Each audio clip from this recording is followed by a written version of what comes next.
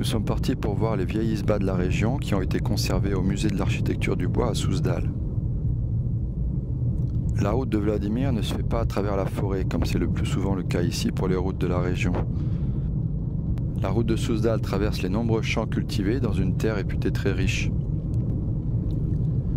Les dômes colorés ou dorés des églises nous indiquent que nous arrivons à Souzdal. Les églises russes sont souvent très jolies avec leurs dômes brillants. Mais aujourd'hui, la neige et le beau temps rendent des lieux absolument magnifiques.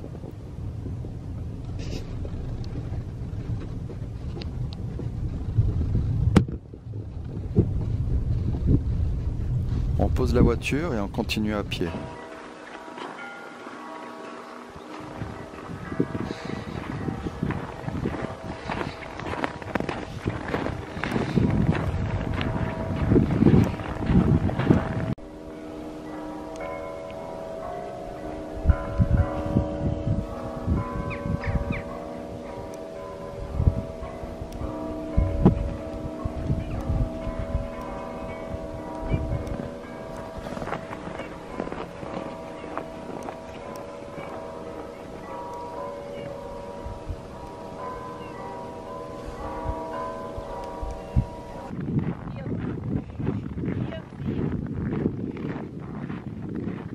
La rivière sert l'hiver de piste de ski de fond et de motoneige.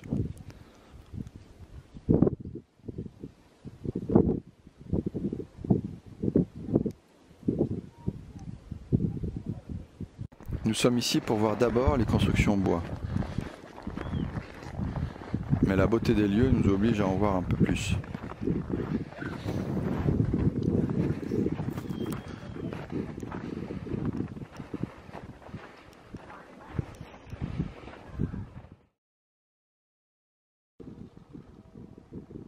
On retrouve dans la ville beaucoup de ces isbas typiques comme on en a déjà vu.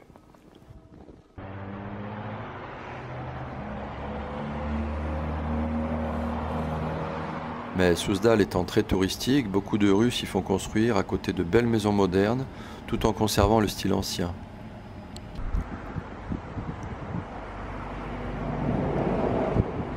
Beaucoup de restaurants se construisent aussi dans ce style.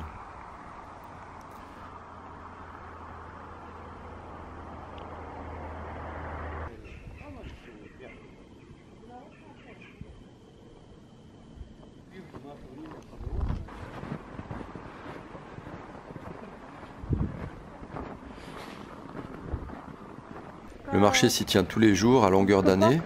Même à moins 20 degrés, les babouchkas sont là pour vendre leurs bocaux de conserve, confitures et autres mélanges d'herbes.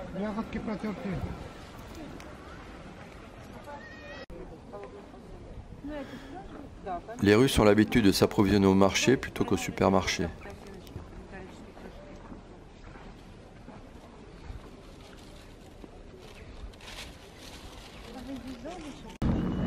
L'atmosphère y est volontairement romantique, on se croirait tout droit sorti d'un conte russe.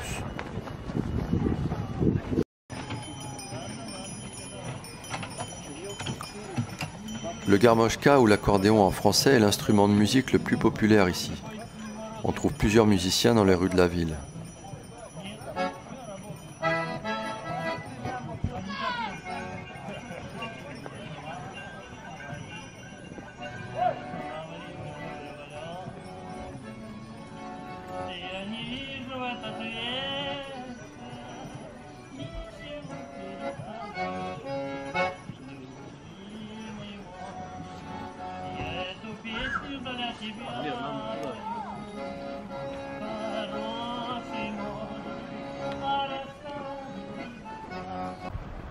Au loin, on voit le Kremlin, qu'on visitera une autre fois. Cette fois, nous visitons le musée de l'architecture et du bois.